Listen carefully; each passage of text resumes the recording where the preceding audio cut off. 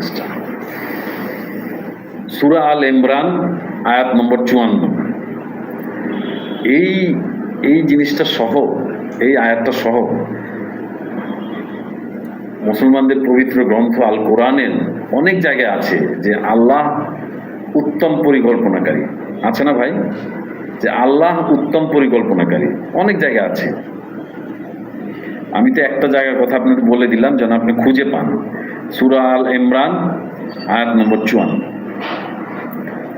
অনেক আয়াতে আছে যে আল্লাহ উত্তম পরিকল্পনাকারী।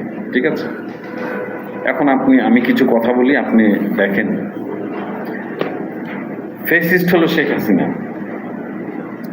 ফ্যাসিস্টের তৈরি যে বার্ন হাসপাতালটা আজকে কাজে লেগেছে, নাম ছিল শেখ হাসিনা বার্ন হসপিটাল। এটাকে আপনারা শেখ হাসিনার নাম কেটে দিয়েছেন, এটাকে বার্ন হসপিটাল করছেন। আজকে কিন্তু ফ্যাসিস্টের তৈরি কাজে লাগছে। 11 মাস ভারতকে একটা কুত্তার চেয়েও কম দাম দিচ্ছেন, গালাগালি ফালাফালি, ভারতের মানুষের জাতি না, হ্যান না তেন না, হ্যাঁ গোলামি চুক্তি করছে, হ্যান করছে তেন করছে। 11 মাসে একটা চুক্তি তো ক্যান্সেল করলেনই না। আজকে দেখেন এই দুর্ঘটনায় ভারত এই বিশেষজ্ঞ ডাক্তার পাঠাচ্ছে, নার্স পাঠাচ্ছে, এমনকি সরঞ্জাম পাঠাচ্ছে ভারত। তখন কিন্তু আপনি ভারতকে সেটা গ্রহণ করলেন। আজকে বিপদের বন্ধুকে একবার দেখেন, গালি তো দিলেন সমানে। দেখেন আল্লাহ উত্তম পরিকল্পনাকারী, আল্লাহ কিভাবে পরিকল্পনা করেছে দেখেন। আপনি যাকে নেগলেক্ট করতেছেন সেই আপনার বিপদে এগিয়ে আসছে। আসেন আরেক জায়গায় যাই। আপনি 24-এ ছাত্র হত্যা হয়েছে, হত্যা তো হয়েছে, এটা তো ঠিক। এখন কারা করেছে সেটা হলো তদন্ত সাপেক্ষে বেরিয়ে আসবে। আপনি যতই বলেন যে আইন শৃঙ্খলা বাহিনী করেছে, কিন্তু তদন্তে বেরিয়ে আসবে কারা করেছে। আর তদন্ত তো হবেই, কোনো না কোনো দিন তো তদন্ত হবে না? এখন 837 জন বা 36 জন এরকম। ভাই আপনারা কমেন্টস করছেন, আমি কিন্তু পড়তে পারছি না। হ্যাঁ, আমি কিন্তু পড়তে পারছি না, কারণ আমার চোখে সমস্যা হয়ে গেছে, সারা রাত জাগনা ছিলাম তো পড়তে পারছি না। কিছু মনে করবেন না, আগামীকালকে ইনশাল্লাহ পড়বো। তো আর হ্যাঁ, এখন ভারতকে সবাই একবারে মানে ভারতের মেডিকেল, ভারতের ডাক্তার, ভারতের নার্স এবং ভারতের ইনস্ট্রুমেন্ট সব এখন মানে আসেন যত তাড়াতাড়ি পারেন আসেন। গতকালকে চলে আসছে রাত্রেবেলা সম্ভবত। তো এই যে দেখেন ঘটনাটা, আজকে কিন্তু ভারতকে কাজে লাগবে। আরেকটা কথা বলি, 24-এ যে ছাত্র বা জনতা নিহত হয়েছে, আপনি মামলা করেছেন কার নামে? শেখ হাসিনার নামে, তাই না? হত্যা মামলা শেখ হাসিনার নামে তো করেছেন এবং চলছে। কিন্তু এই যে আন্তর্জাতিক অপরাধ ট্রাইব্যুনালে কিন্তু মামলা চলছে তার। দেখেন আল্লাহ কিভাবে উত্তম পরিকল্পনাকারী। গোপালগঞ্জে একটা জেনোসাইড ঘটলো। গোপালগঞ্জে যদিও আপনি বলছেন, আপনি সরকার বলছে 5 জন, কিন্তু বেসরকারিভাবে অনেক বেশি বলা হচ্ছে। এবং অনেকে তো বলছে যে, অনেকে ভিডিও দেখাচ্ছে যে হেলিকপ্টারে করে লাশ যে ফেলে দিচ্ছে বিভিন্ন জায়গায়। তো যা হোক, আমরা 5 জনই ধরি। এই যে জেনোসাইড, এইটার জন্য কালে দায়ী কে হবে? তাহলে ডাক্তার ইউনূস এটার জন্য দায়ী হবেন?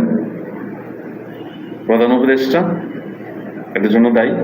যদি শেখ হাসিনা দায়ী হয়ে থাকে, তাহলে এই হত্যাকাণ্ডগুলোর প্রধান উপদেষ্টার বিরুদ্ধে মামলা হবে।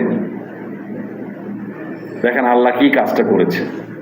এখন যদি আপনি বলেন যে প্রধান উপদেষ্টা এটা করেনি, আদেশ দেন নাই, তাহলে শেখ হাসিনা আদেশ দেন নাই। প্রকৃতপক্ষে একজন প্রধানমন্ত্রী বা একজন প্রধান উপদেষ্টা আদেশের কোনো সিস্টেম নাই, তার আদেশ দেন না। এটা পুলিশ লতে এবং সামরিক বাহিনীর লতে বলা আছে, আপনি কখন গুলি চালাবেন ওগুলো বলা আছে। আপনার উপরে যদি যান হামলা হয়, মানে আপনার উপর যদি মানে এখন আপনি মারা যাবেন এই হামলাটায়, সেরকম হামলা হলে আপনি গুলি চালাতে পারেন। বা কোথাও এমন একটা সমাবেশ হচ্ছে যেটা দিয়ে আপনি বিশৃঙ্খল পরিস্থিতি হবে, সরকারি সম্পত্তি নষ্ট হবে, তখন আপনি গুলি চালাতে পারেন। তবে সেই ক্ষেত্রে ম্যাজিস্ট্রেট থাকবে সাথে, ম্যাজিস্ট্রেটের অনুমতি সাপেক্ষে ম্যাজিস্ট্রেট বলবেন, তারপর আপনি গুলি চালাবেন। এগুলো কিন্তু বলা আছে আইনে কোথাও নাই যে প্রধানমন্ত্রী বলে দিচ্ছে।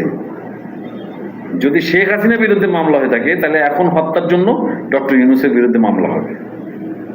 তাহলে আল্লাহ কতটুকু উত্তম পরিকল্পনাকারী একবার কি দেখেছেন?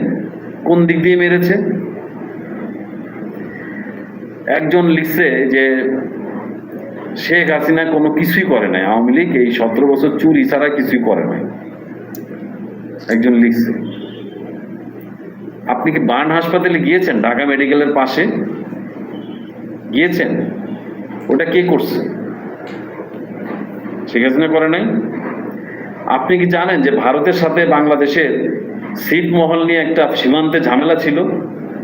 এই ছিটমহলের ঝামেলাগুলা ভারতের সাথে চুক্তি করে কে শেষ করছে? শেখ হাসিনা শেষ করছে। আপনি কি জানেন যে আমাদের সমুদ্র এলাকা আমরা মায়ানমার থেকে এবং ভারত থেকে আমরা যে নিয়েছি, এগুলা কে শেষ করছে? শেখ হাসিনা শেষ করছে। এগুলো তো আপনারা জানেনও না, বুঝেনও না, এগুলা বুঝেনই না। এগুলা শেখ হাসিনা শেষ করছে। শুধু তাই নয়, আপনার এই যে আরামে আপনি এই যে চন্দ্রা থেকে উঠে আপনি একবারে ড্যামরা যায় নামবেন ঢাকার উপর দিয়ে, এখন ওই যে কাওলা পর্যন্ত এই পর্যন্ত কমপ্লিট হয়েছে আপনার ওই যে এয়ারপোর্ট পর্যন্ত, হ্যাঁ, আর এখন গাজীপুর থেকে আসতে পারেন, গাজীপুর দিয়ে ঘুরে কমপ্লিট হয়ে গেছে। কাওলাতে আবার উঠে একবারে মানে এখন যাওয়া সম্ভবত আপনি মহাকালী নামতে পারবেন না, ফার্ম গেট নামতে পারবেন। তারপরে আরো হচ্ছে, ওটা কমপ্লিট হলে আপনি শুনুন টোটাল ড্যামরা আনবেন। এই জন্য এখন এগুলো কে করছে? এলিভেটেড এক্সপ্রেস এগুলো কে করছে? পদ্মা সেতু কে করছে? মেট্রো রেলে যে পকপকায় উঠেন, মেট্রো রেল গুলা কে করছে? হ্যাঁ, শুধু কি তাই? বিধবা ভাতা এটা কে দিছে? এখন তো বন্ধ, 11 মাস যাবো বন্ধ আছে। বয়স্ক ভাতা কে দিছে? 11 মাস যাবত বন্ধ আছে।